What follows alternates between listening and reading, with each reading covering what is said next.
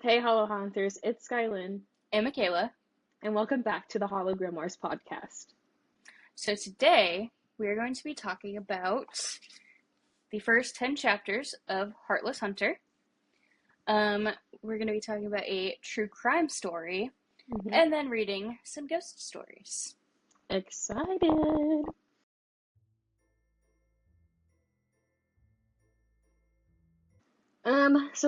So far, I actually really like it. I do too. I also got the audiobook with having the book, Mm, and did you know that they're supposed to be British? no. hmm So, like, Interesting.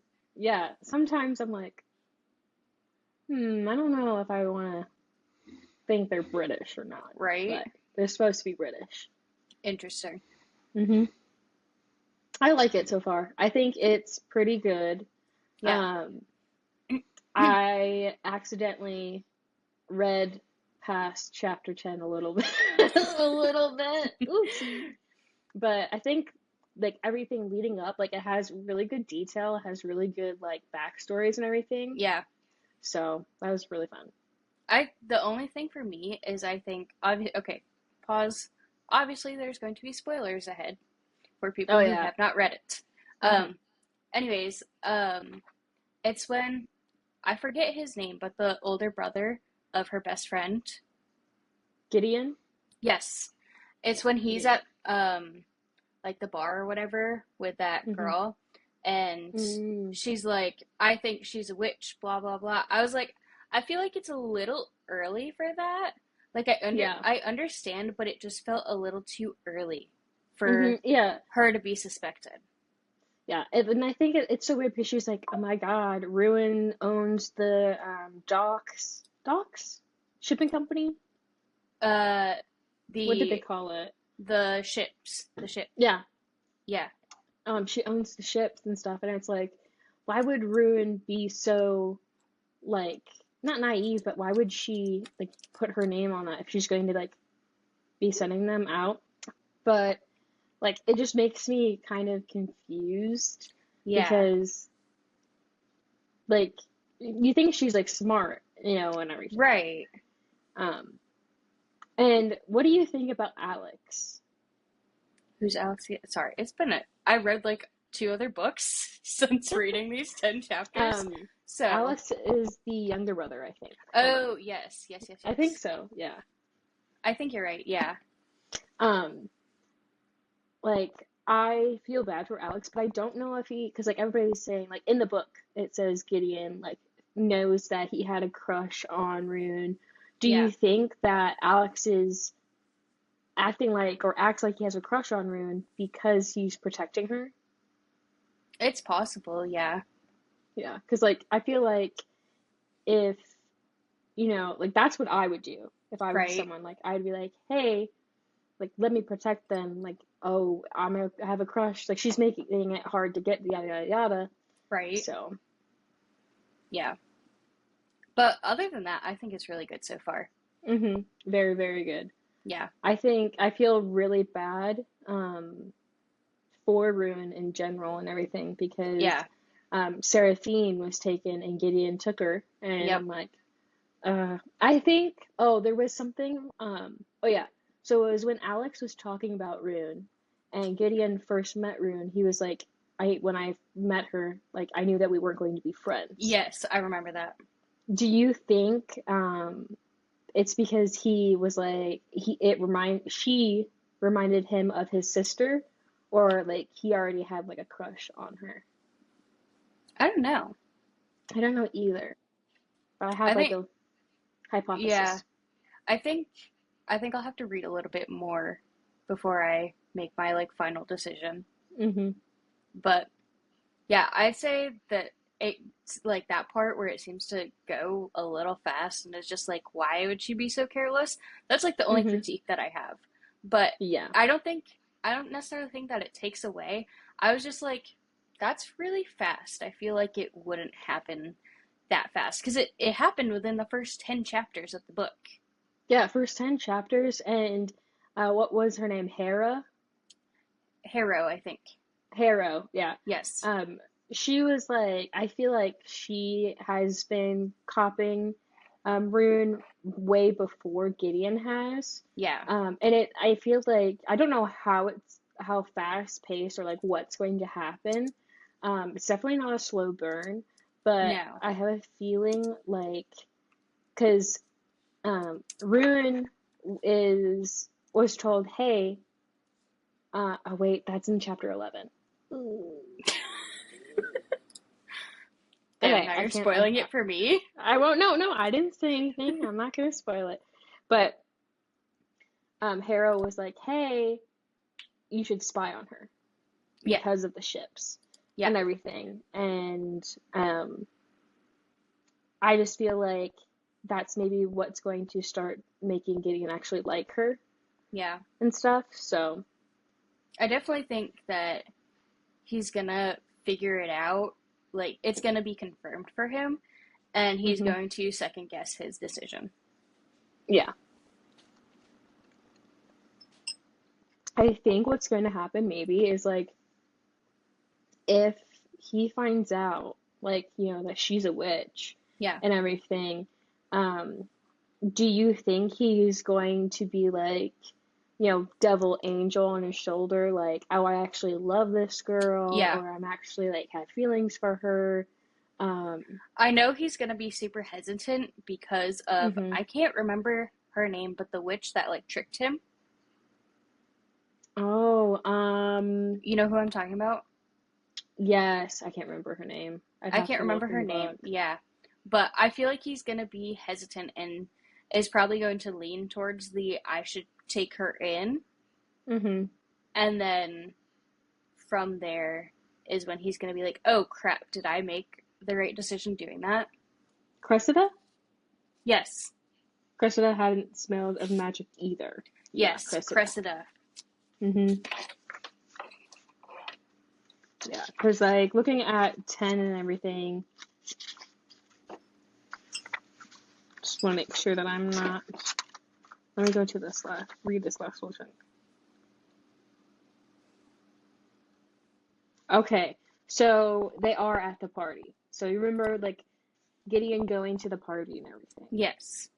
So you already know that when she opened the door, and Gideon was there and everything, she was like, Gideon was 15, he's 15 minutes early. Like, if he was any later, like, I would be in the arms of Noah and stuff.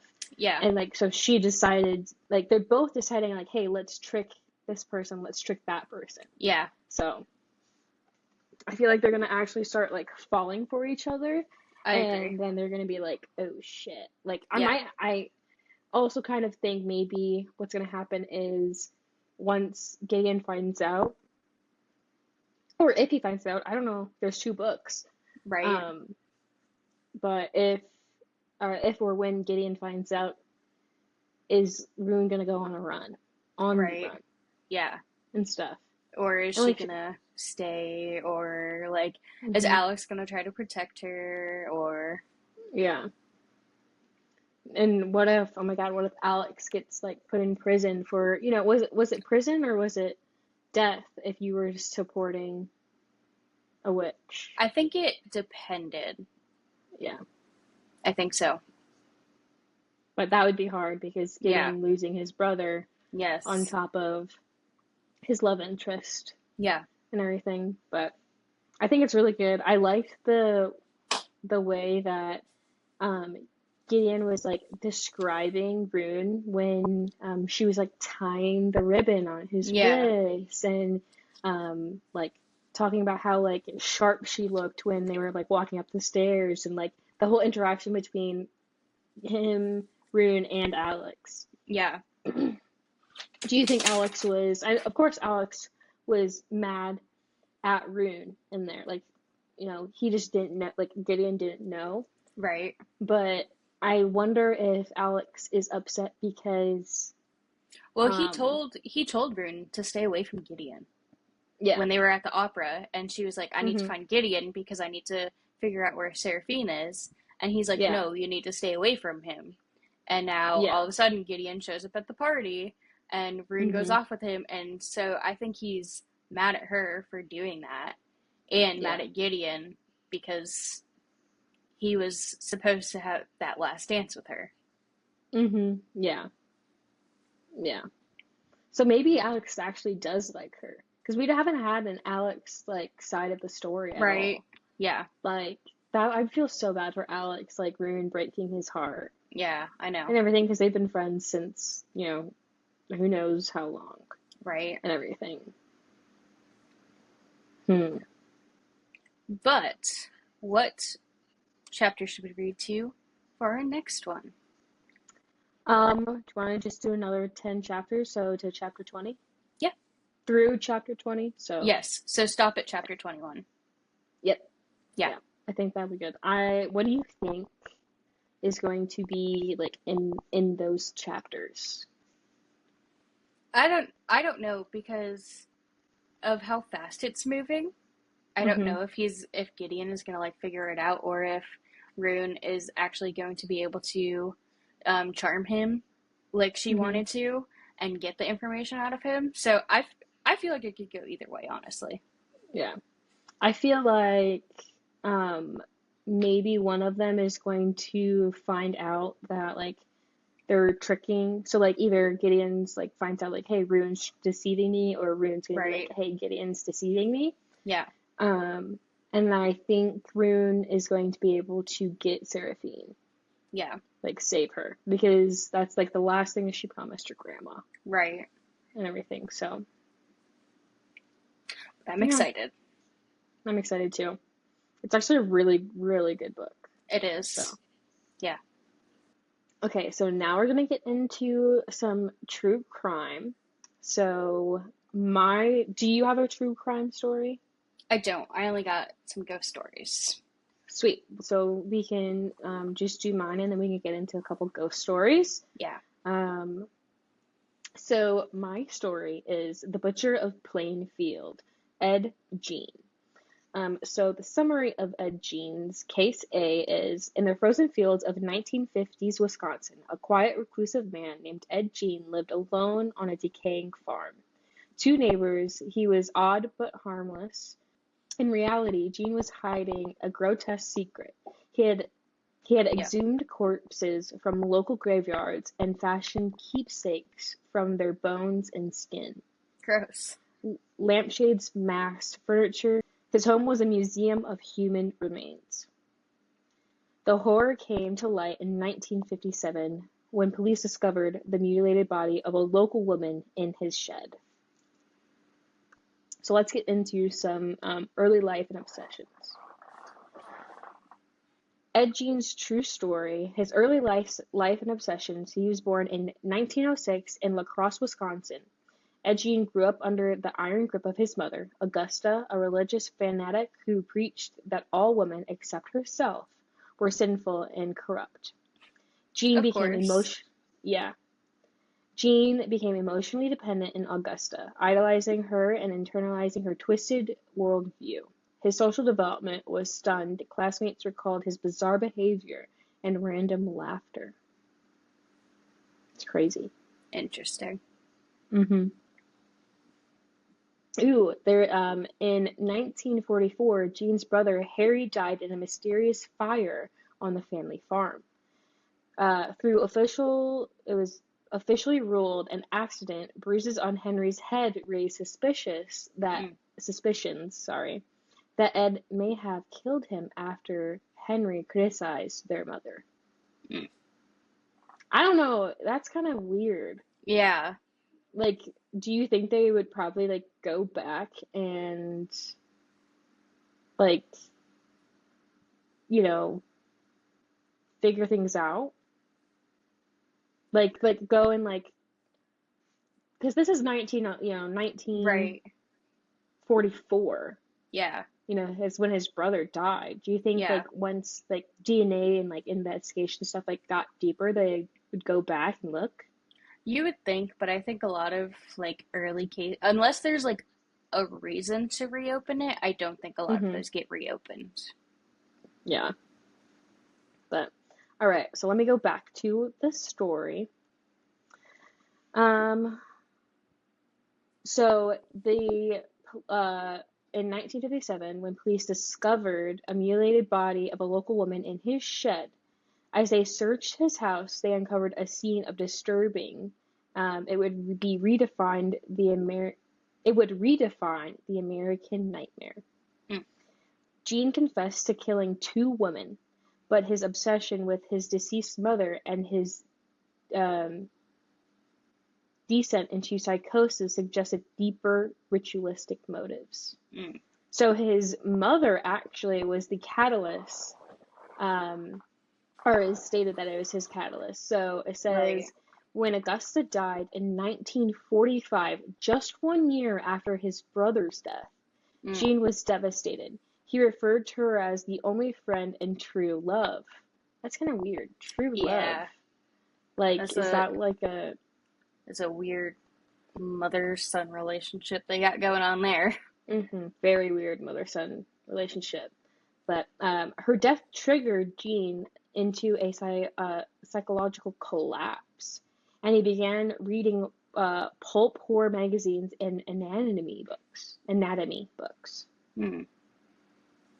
Hmm, that's weird. Yeah. So I guess like that's weird. Like I don't know what I would do. Like and like you would think the police would actually go in and like actually investigate him because Right. his the bruises on his brother's head a year before his Yeah. mother died and stuff. And I wonder how or like what happened what to his mother, It Augusta. doesn't say. It does not say. Yeah, that is strange. Um, Especially but with yeah. their like weird relationship. hmm Um, so the two females that Jean murdered was Mary Hogan in 1954. She was a tavern owner. Her head was later found in Jean's house. And Bernice Wooden in 1957, hardware store owner. Her beheaded, um, gutted body was found hanging upside down in Jean's shed like a hunted deer. Gross. Ew. So that's probably who, yeah. So in 1957, they found um, Bernice Worden. Yeah. That's crazy. Wild. Um, yeah. Jean was declared mentally unfit. Jean was institutionalized. His crimes inspired iconic fictional killers like Norman Bates, Psycho, Leatherface, Texas Chainsaw I Massacre, was I was and literally thinking that it sounded like Texas Chainsaw Massacre when you started mhm, reading and saying that like his house was like decorated with their like bodies and stuff. I was like, that sounds like Texas Chainsaw Massacre. yeah, and Buffalo Bill, Silence of the Lambs. He didn't just commit murder, he became the blueprint of horror itself. That's crazy. Um, so, in between the years of 1947 and 1957, Gene exhumed corpses from local graveyards, targeting women who resembled his mother. Gene crafted macabre items from human remains, chairs and lampshades made of skin. Ooh. Oh, wow. He made bowls of skulls, a corset from a female torso, a belt made of nipples, Yep. a, a quote unquote woman suit he wore to become his mother. That's what he did between 1947 and 1957. So he like went into the psychological decline just 2 years after his mother died, and that's Right. when he started taking people like from graves. Yeah. Okay, so also because I knew that Texas Chainsaw Massacre was based off of a true story. Yes, I googled it and it literally says it's based off of him. Oh my God, that's crazy. I Because you just, said it was well, okay, so it's like it says it's inspired, not like based mm-hmm, off of him because obviously it's mm-hmm, fictional, but yeah. yes, it is inspired heavily by him. Wow, Yeah. that's crazy. Ugh. But I mean, like, he declined pretty fast, I would like to say, for him. his mother to die in Right. 1945, and then just 2 years later, he admitted to having, you know, grave robbing and Yeah.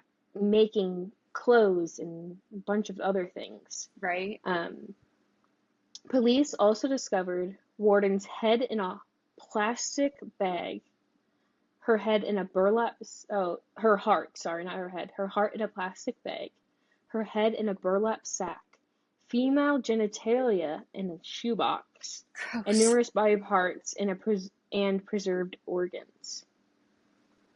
That's disgusting. It's disgusting. Also, how, like, you have to be like, in my head, like, you have to be like a mortician or Right. like have like a science like background to like, Yeah, how you did have to have he, the skills to be able to do stuff like that. and that's just insane. Yeah. Ooh.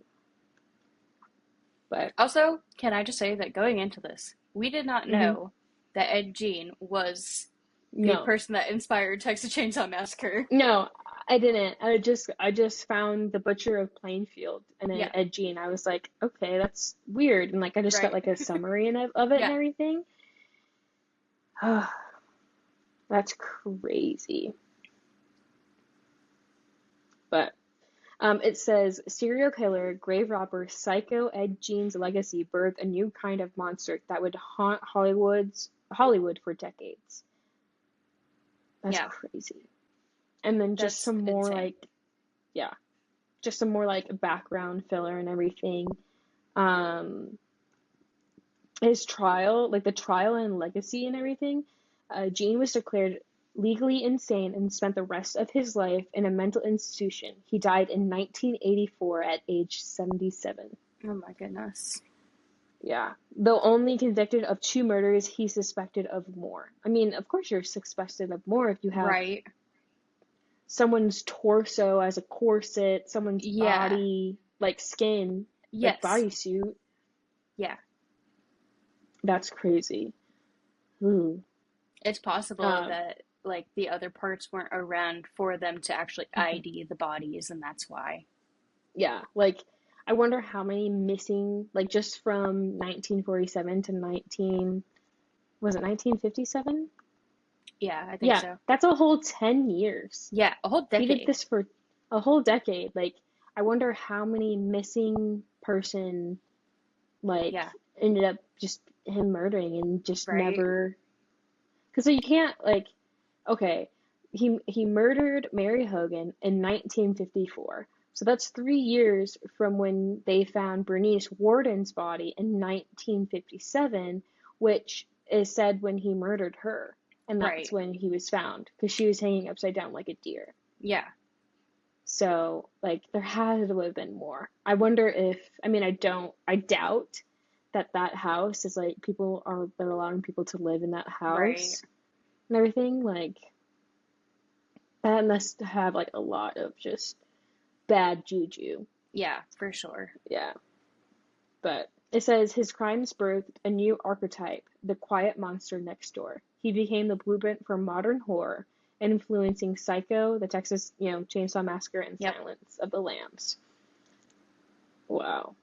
And there's a quote, which actually there's probably I think there's a Netflix documentary Mm, about this, because it says monsters aren't born, they're made.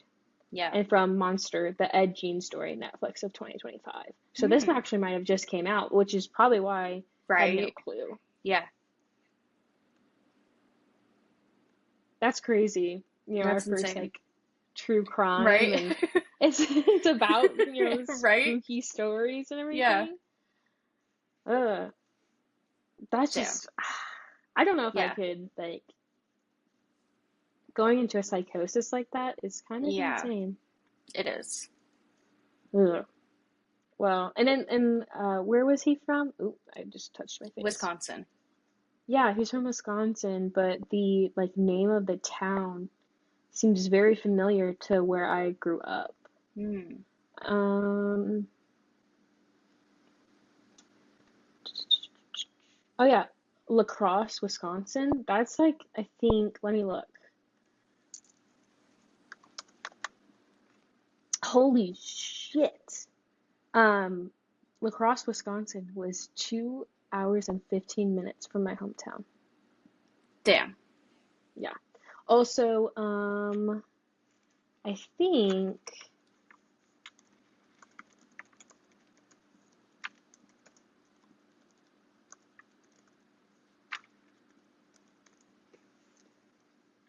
John Wayne Gacy, the Yeah. one that the It Clown and stuff is based off of, Yeah. he actually was in Waterloo in the start, Hmm. and drove to Chicago. And the only way that you can really get to Chicago is if you drive through my hometown. Wow. And Waterloo's an hour away from my hometown. Damn. So it's crazy that like the Midwest has like Yeah. big serial killers that now are like Right. turned into big movies and everything. Yeah. Now, on to the ghost stories. Let's So, go. I just looked at Reddit because Reddit is the place that you go to find everything besides Google, right? So, the first one that I have is by Sad Assistance 6093, and it says, "Still haunts me today.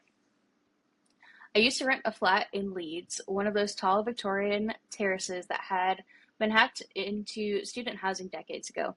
From the outside, it almost looked grand. Tall windows, soot-stained brick, and iron railing out front. But inside, it was the usual patchwork. Paper-thin walls, carpets that smelled faintly of damp, and floorboards that shrieked if you so much as shifted your weight. It wasn't perfect, but it was cheap. And when you're a student, cheap is king. At first, it was just an old house. Drafty, yes. Moody plumbing, sure. But nothing I couldn't live with. Until winter set in. That's when I started waking up, always around 3 in the morning.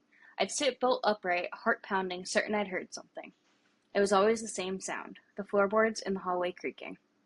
Now, in a house that old, creaks aren't unusual. But this wasn't the random groan of timber. This was rhythmic, steady, like footsteps, slow and deliberate, creeping closer. I asked my housemates, half expecting them to laugh and confess they were sneaking around, but they swore they were asleep.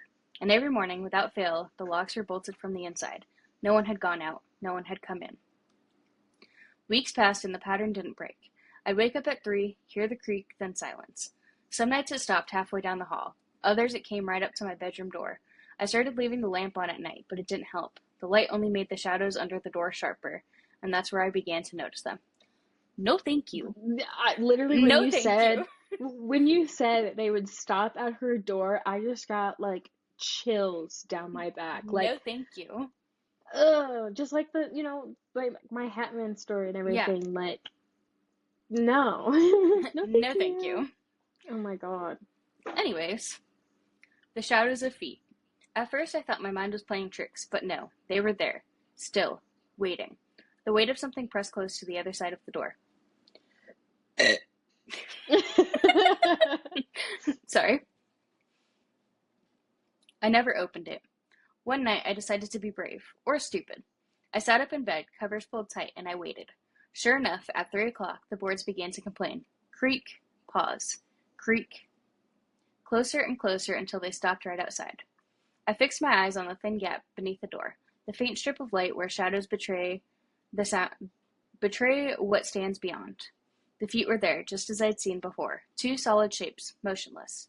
But then something happened that froze the blood in my veins. The shadows changed. Instead of walking away, they lowered. Slowly, deliberately, they dropped down until the dark shape stretched flat against the floor.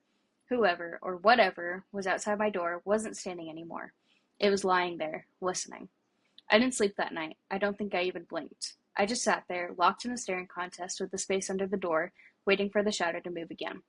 Eventually, the first pale light of dawn crept in, and the hallway was empty. After that, I stopped pretending. I slept in the library some nights. I started carrying my keys everywhere, even inside the flat, and still the footsteps came. Sometimes faint, sometimes heavy.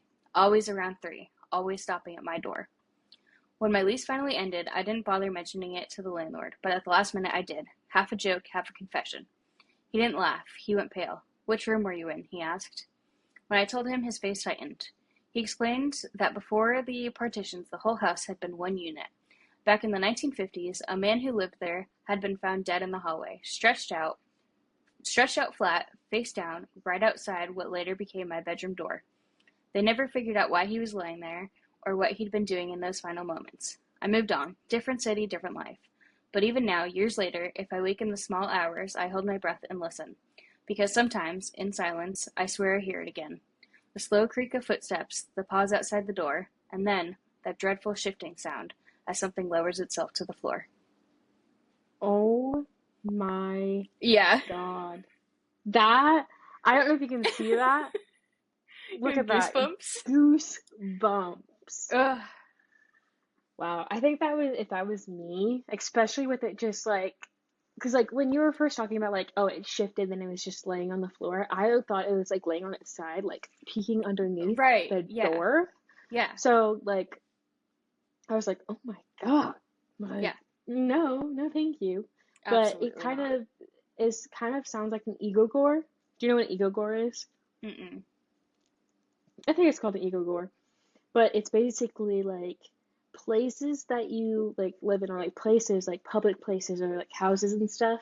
Right. If you like project an energy out, or like a traumatic event, like someone being murdered or dying, Right. um, that event and stuff, that energy like stays there and it just repeats itself over and Mm. over again.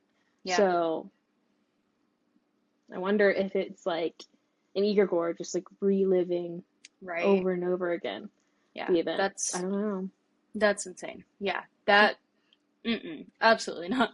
Did not like that. Yeah. Mm-mm. All right.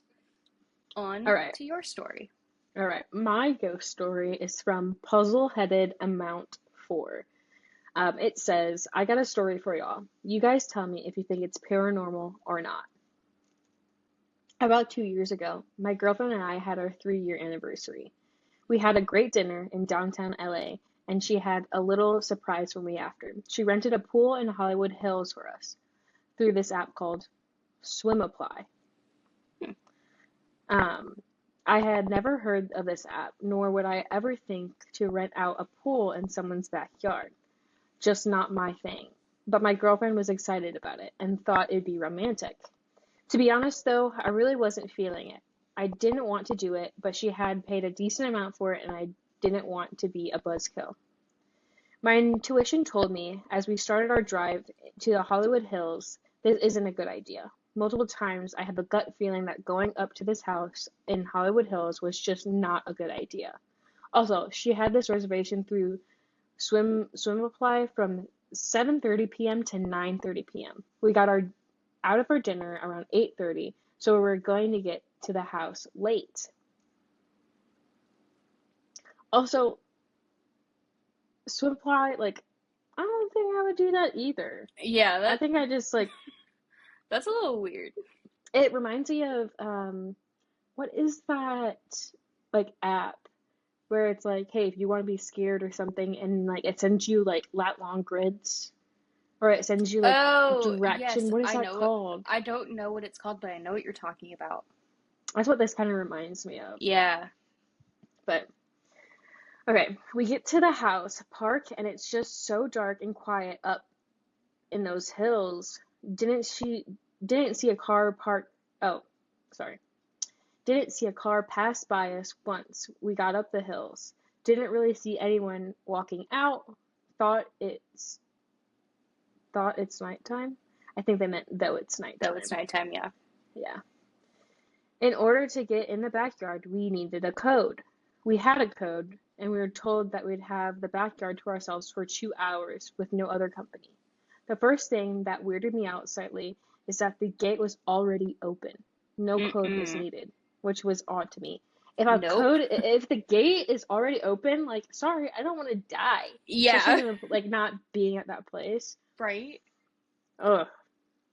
But okay, so it continues on. We get into the backyard and there's a jacuzzi and a pool. The pool has a tarp on it though, so we didn't get into it. It was very cold. It was a very cold night in Los Angeles too, so we just sat in the jacuzzi. I had a very weird feeling when I walked into the backyard, one that I can only describe as vertigo. I Mm. look into the house a little bit from the backyard and see a couple of lights on, but it's pretty dark. Couldn't tell if anyone was home or not. After a couple minutes, though, I got that feeling where if you keep on looking into the house, you may see something you did not want to see. Mm.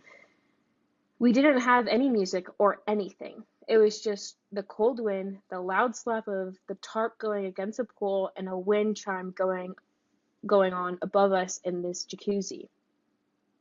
It's about 9:15 and I finally tell my girlfriend, it's time to go. I don't like the vibe here. Maybe I was just paranoid, but as soon as I said that to her, she said, yeah, I agree, let's go. That made me even more nervous because I could tell she felt the same creepiness I felt. If it was me and I got there for the first time and I'm like, this is uncomfortable, I wouldn't stay. Yeah. I'd be No. like, I will pay you for Yeah. it. Like, we'll go somewhere else. Right. But, all right. Continue. We go to the back of the backyard where the bathroom is to change. And at this point, I'm trying to get out of this backyard and to the house as fast. Okay, let me read this because I think it's rude. At this point, I'm trying to get out of the backyard and the house as fast as possible. As my girlfriend heads to the gate and I follow, I feel the hairs on my back of my neck raise, as if someone was looking slash following me. Everything I'm about to say happens in under 30 seconds. Her and I are heading to the gate, and I'm oh my God. Her and I are heading out the gate, and I'm obviously avoiding looking into the house because I'm creeped out. Her and I both notice a camera that was pointed directly at us while we're in the jacuzzi. What the heck?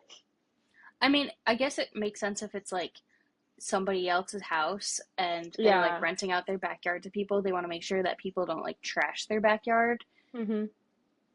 Yeah, I mean, I guess that, but I guess like saying that was pointed directly at Yeah. where they were at in the jacuzzi and stuff. Yeah. Like that makes sense, but like I wonder if it could get the pool in there as well. Because if it Right. didn't have the pool in there as well, that's kind of creepy. Yeah. Anyway, um, and then right when we were about to open the gate, my girlfriend says, "Oh shit!" I pick her up and we get the hell out of there. Now I believe in something. I don't know if it's ghosts, but I believe in something other than that's out there. My girlfriend doesn't do ghost talk. It freaks her out. I mean, yeah. I wonder what she said oh shit about. Was she saying oh shit Yeah. about the camera? Maybe. Because does that mean she was lying and she was sneaking into somebody's house? Maybe. I don't know. Um, I asked my girlfriend when we get in the car, why did you yell? What happened? She seemed really upset and told me she didn't want to talk about it. Hmm. Interesting. She, yeah, she ends up telling me later that night that she saw somebody looking at us through the house windows right when we left the gate, but she couldn't Absolutely not. describe what she saw. She said it was staring at us though. Wow, that's Absolutely why. not. Yeah. Oh, still gives me the chills to this day, but honestly, I could have just been a creep. Just let me know y'all's thoughts. I feel like it could go 50-50. Yeah, it's definitely a 50-50 story, but ooh, Yeah, absolutely not. mm-mm. I think like yes, you can rent out like somebody's pool. Like I've heard about like people having like bigger pools and like renting it out for Right. parties and stuff, Yeah. but that's just weird. Like Yeah. not usually you have like communication with the person, like an Airbnb, you have Right. Yeah. communication with the person that you're like renting the house out in. Yeah. Ooh. Weird story. Very, very creepy. Yeah. For sure. All right. Hmm. On to my last story. So, the title of this one is I was a security guard for a children's hospital. I Ooh. worked night shifts, 2200 to 0800 hours. The hospital is pretty big, with a lot of ground to cover, and we began our shifts with duties divided up. I volunteered for lockups, which is when you ensure every door in the hospital is locked up tight for the night. There was one area where cleaning staff didn't leave until midnight, and that was the clinic. It's 5 floors, and everything above the first is haunted. You'd think the morgue or other wings would house the spirits of children long gone, but nope. I've talked to the cleaning crews who were more than happy to leave when the time came because they've heard and seen things in that clinic, and so have I. My duties were to ensure all the lights were off for the lobby floor and all the doors were secured until morning unlock. I'd sweep each floor, 10 minutes probably, double checking lights and locks. There, I'd hear distant footsteps, doors opening, lights I know I turned off suddenly turn on. I worked there for 3 months and came to expect it at that point. One night really freaked me out. I was finishing up my rounds on the top floor and the last stop before I leave the clinic, and my blood froze as I heard giggling from one of the examination rooms. Light poured through the bottom crack of the door, a light I know for sure I clicked off. I shook my head and made my way to the elevator. I was not about to deal with that. Me either. Mm-mm. No, I'd wait. I would have turned around. Yeah, I'd wait till daybreak started around 0500 hours to deal with that. Hope you enjoyed the story. That's actually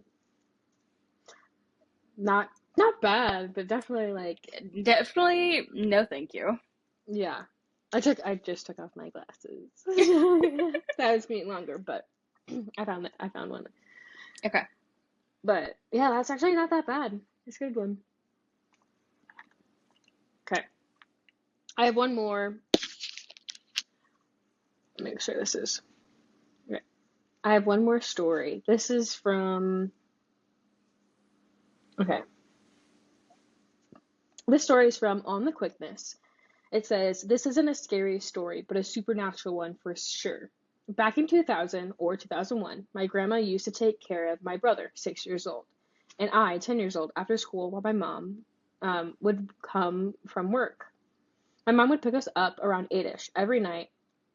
This one particular night, my mom was doing a late night shift, and we're both staying. We we both stayed the longer. Sorry, and we both stayed there longer than usual, waiting for her. It was probably around 10 or 11, and my grandma was ready to go to sleep. We had to go. We too had to go to sleep in her room at that time. My grandma had a metal. This is very choppy. My grandma had a metal frame, vintage style, daybed in the center of her room. Against the wall, you could totally see under her bed. Across her bed was a couch against the other side of the wall. So basically, the daybed and the couch were both against walls facing each other and parallel to one another. My brother and I had to sleep on the couch while my grandma on her bed.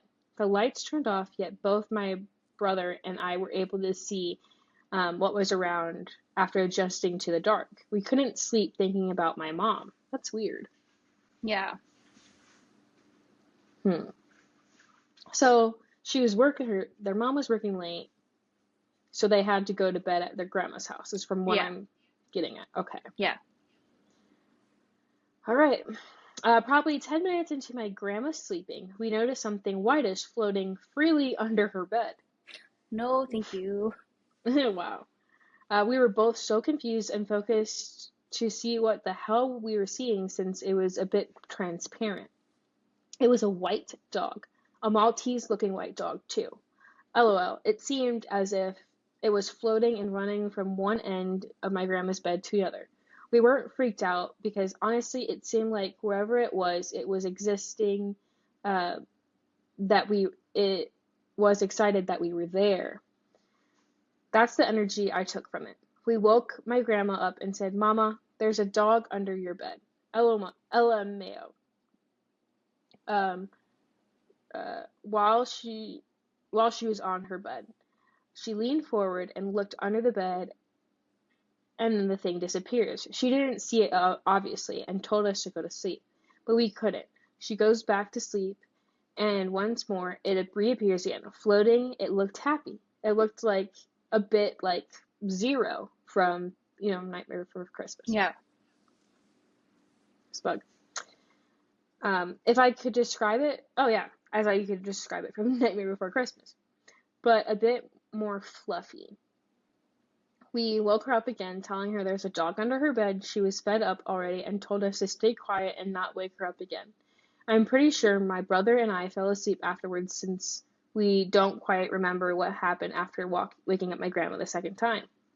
Since we are Central American, there's a myth out there, and probably in other countries too, that if a white dog figure, or Cadejo or Cadeo, I don't know if I'm pronouncing that right, is what we call it, appears to you, it is meant to protect you and give you good luck.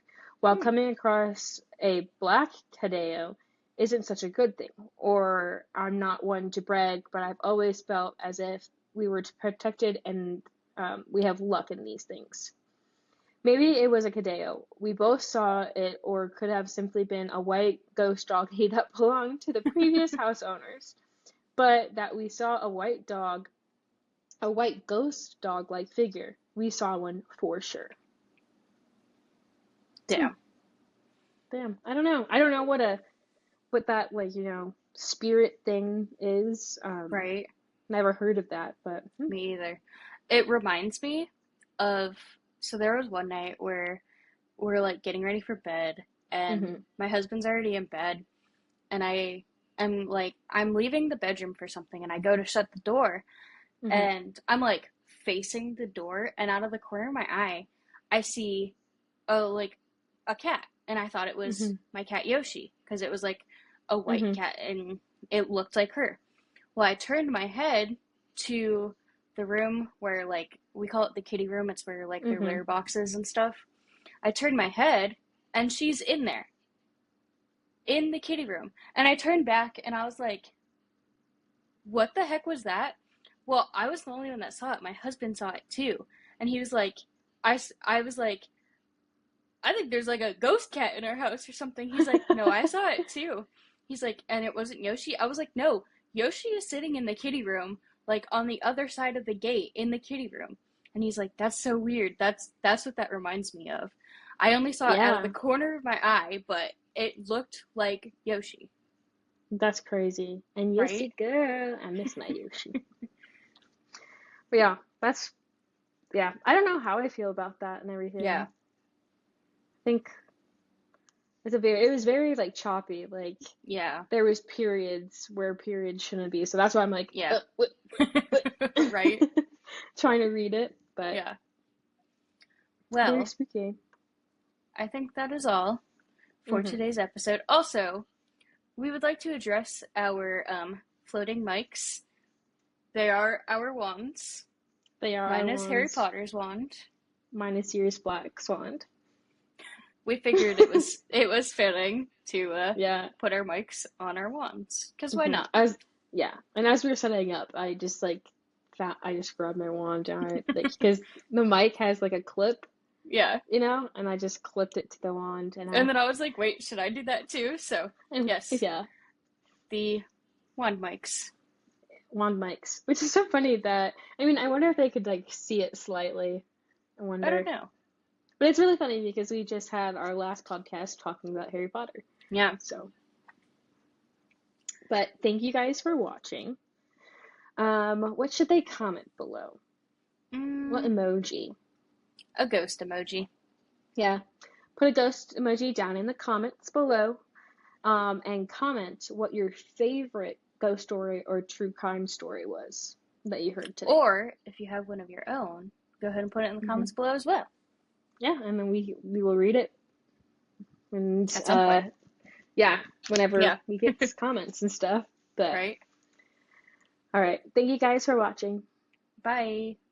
Bye.